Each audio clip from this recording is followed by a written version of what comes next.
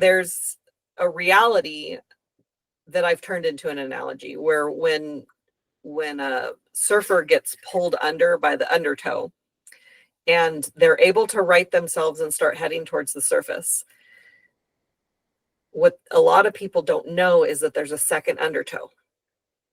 And so the second undertow will pull them back down. Well, when they're almost to the surface, when you're almost to the surface and you've been holding your breath, you're going to let out that breath so that when you pop up, you can, right?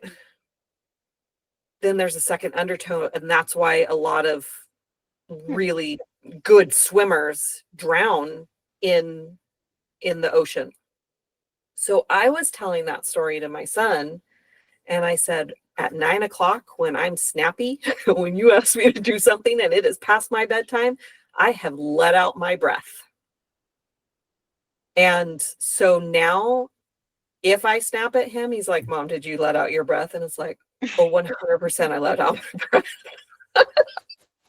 So we have this language now, and it's not, and I told him this story probably 2-3 years ago. So he was older when I told him. But it actually saved his life on the 4th of July too, because he got into a situation where he was being pulled under the water and he's like, don't let out my breath. Right. And so that kind of made everybody cry.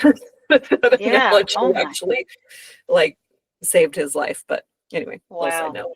note. Goodness. I think Yeah. I really think that it's cool that you guys have had those conversations too, because that sets just such a positive role model for him and how he's processing as he gets older too, and dealing with these things that come up and different feelings and the stress and all of that, and then literally a life-saving experience. Yeah. Like we have our own little language with stuff just kind of on accident, but it's been really cool.